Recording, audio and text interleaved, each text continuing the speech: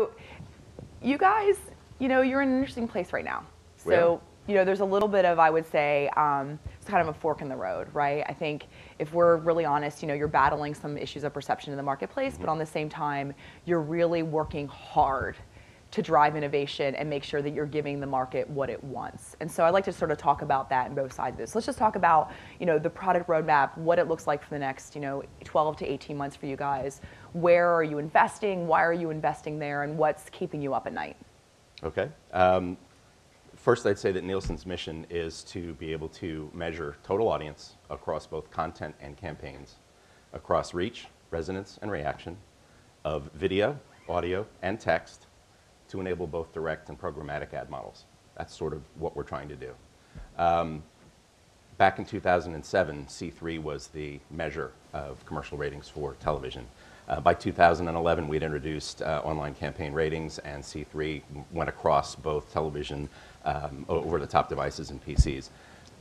But consumer behavior is really what's driving, I think, the need in the industry and the change, in that consumers are using mobile devices to view content wherever, whenever, however they want. And what we've found is, especially with video, it's the screen, the best screen that they have available at the time. So they may be streaming something on a mobile device and porting it up to their big screen TV in their living room. Or they might be on a train and the best screen they have happens to be their tablet, right? So being able to measure all of those things becomes incredibly important, because it's not TV or digital anymore. It's video, it's audio, and it's text. And those assets can go across screens, right? So what Nielsen's trying to do is to be able to have a consistent measurement across all screens, regardless of platform, regardless of device, and supporting any ad model, both linear and DAI. And what are the tools in your arsenal? I mean, is that sort of the proliferation of a panel-based measurement system onto new platforms and devices of consumption? Is that tag management? I mean, what does that look like in tomorrow's So there's world? a lot of that going on. It's actually a combination of a lot of those things. So, our MRC accredited panel is the gold standard, and we are still using that, even though we're using, census-based data. The Facebook registration panel is part of, or database is what we're also using, but we're calibrating that with our panel data. And the reason for that is that we know so much about our panel members and what they're doing and the devices that they have and how they're using them, that we can calibrate census data for anomalies and for errors. So we can correct for things like that.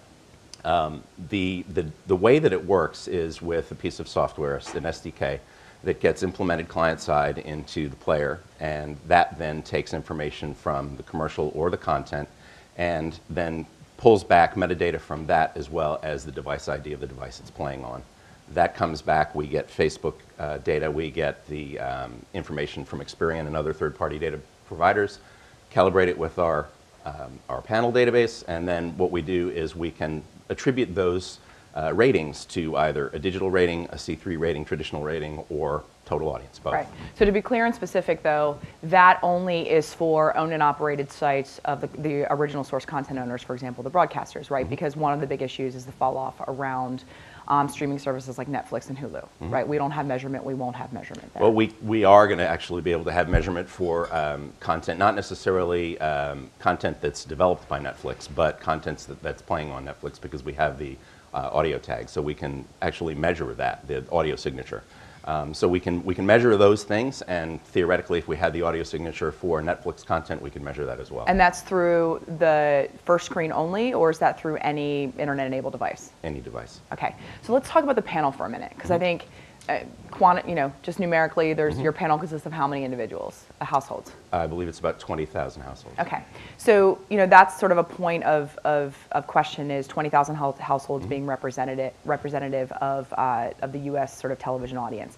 I mean, the other question I think that is important is, like, is television really, is it a singular experience nowadays? Because one of the bigger issues we have also is that if we look at television measurement, it's around a household basis, right? If we look at what is happening on over-the-top or IP-enabled devices, typically mobile, because 70% of video viewing is on mobile now, that's individual, singular experience. Like, how do we reconcile as an industry for things like that? What are you guys sort of doing to, the fact that the actual foundations of measurement are a little bit different because we've typically had a household-based television viewing audience? Well, it's a focus on the individual, and what we have in our panel households are the number of individuals who are watching. So we know not just that the household set-top box or television is on, we know who's actually watching. So the information that we get from that panel can actually be used to, again, calibrate and make better prediction of what's being viewed on an individual device. Okay. So, I mean, David, is your perspective, is Nielsen's perspective on the industry that sort of windowing is and can be fluid, right? I mean, we hear, some of the proponents, individuals like Erwin Gottlieb willing to move to a C7, Les Moonves, et cetera. When this first came out and we sort of heard the hankerings of it 3 years ago, we were only seeing a 0.2% lift on average between C3 and C7. Right. Depending on whether, on scripted television now, we're seeing upwards of 30% sometimes. And at C30, it's sometimes 50% of the viewing audience. And in the upfront this year, a lot of the deals were made on C7. Yeah. And so, I mean, how much is that, how much is the windowing a factor anymore? Because that's one of the big things that continue the divide between measurement in television and measurement in over the top, right? How are you mitigating for that, or how do you see that unfolding? If you're taking the content and you're applying it to either a C3 or C7 rating, it's really up to the content owner how they want to monetize their content, right? So and we've talked to different broadcasters, and they have different aspects or different opinions about this. Some are going to take it and they want to do digital ad insertion right away. Some of them want to do it right after the third day. Some of them want to do all the way through C7 and be able to get those ratings. It depends on how they want to monetize their data. So the reality is that we're measuring consumers, and we want to be able to measure consumers wherever and however they're watching content, and to be able to attribute it in the appropriate way so that the content owner can monetize it appropriately. Right. I mean, so I think, we've used a couple truths of the last couple of days. So let's just say a truth that is, we have various stakeholders that aspire to be the de facto standard or currency, right? So let's put that aside. I mean, what do you see where we are at a point in time with measurement and how much sort of murky water there is right now? What do you see the biggest challenges of the broadcaster customers that you have in the next kind of 12 to 18 months? Is it revenue that's being left on the table and figuring out how to mine that until you guys are fully ready, and able to deploy your product suite? Is it technology disruption? Because we talk a lot about currency and measurement, but what's your point of view on what the real problems of the industry are right now? I think in my perspective, the problems in the industry are that there are so many different viewpoints or points of view, things that are being measured in a variety of different ways. There's no consistency. And what we've tried to do is provide a consistent measure across all of the devices and screens. It's about measuring individuals and what they're doing. I think the difficult piece of that is that the technology doesn't exist in all things. You've got specific broadcasters or content owners that don't want to be measured. Netflix wants to tell you how successful their programs are. They don't want you to be able to get a third-party rating. Right now, it's not important because they're not taking ad revenue. But if they ever do, there's going to be a demand for a third-party measurement of that, right? I think that the challenge that our industry has is in keeping up with the pace of change that consumers are putting into marketplace with the devices and the technology that they have, because ratings are going down on live TV. People are watching live TV less, but they're still watching that content. They're just watching it in different ways. So being able to be where they are and identify that it's the same individual across those devices, I think is the biggest challenge. That's why the focus on total audience, because the way that planning and buying is done right now is sort of a monomedia.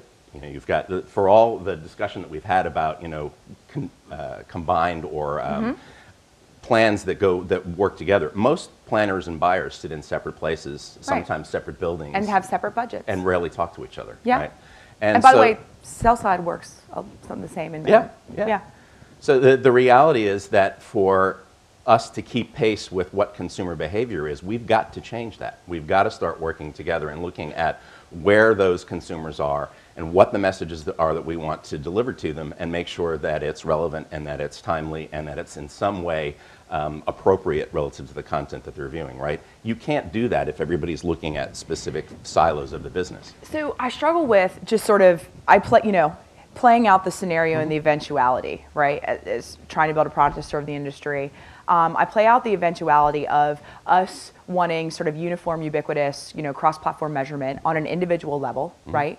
And one, what is the impact of real transparency into a marketplace, right? Like, I sort of feel like there's going to be this oh shit moment where let's say we have that, and we've reached that, we've gotten to the mountaintop and we're there. Nobody wants to buy TV on an individual basis because it goes to the net line, right? If you start with an approachable audience that has incredible reach, and then at the end of the day you go down that funnel and you've got an approachable audience of 300, you've basically lost the value that is television and the proposition around it. So how do you mitigate for that when you're serving an industry that has been about the net, and that's the value proposition? It's sort of, took to a marketplace and on which it was founded, the eventuality of going down to this individual, impression-based sort of targeting, they feel incongruent to me. Like, how do we marry that, and how do you guys, as aspiring to be the currency that sustains and shepherds that migration, how do you ensure that we don't have that oh shit moment, if you will?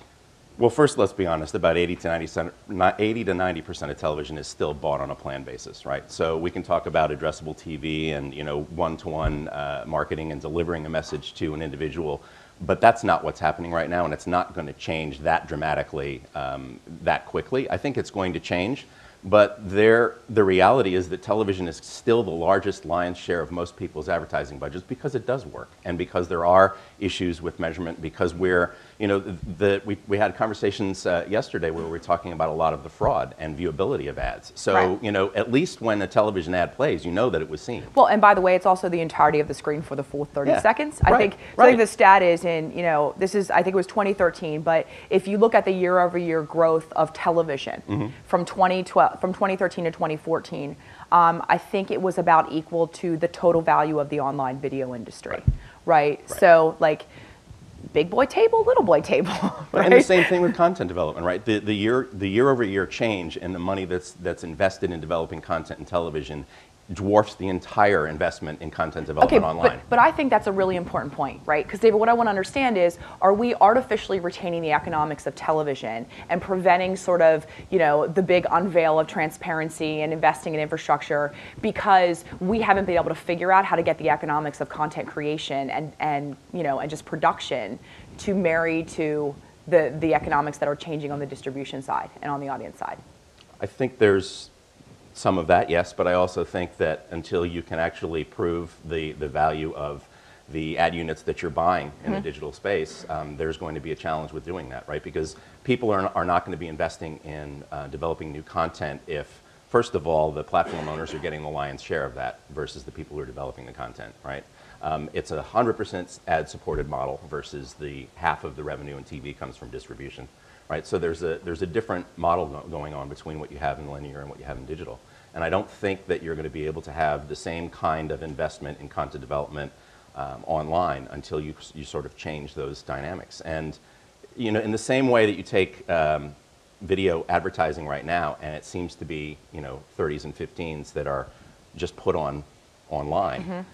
That's sort of tantamount to taking a video of a print ad and showing it on TV and saying, well, it worked in print, why can't it work on television? Because you're not taking full advantage of the medium. So I think that there are things, I think Tracy said yesterday, why don't we take a catalog, a Victoria's Secret catalog, and put it online when something's showing on television and someone can actually go through the catalog on a second screen and buy it right then and there. There's I think, a synergy and a cooperation that needs to happen between TV and online that doesn't exist today. It's TV or online. It's not necessarily TV and online. Okay.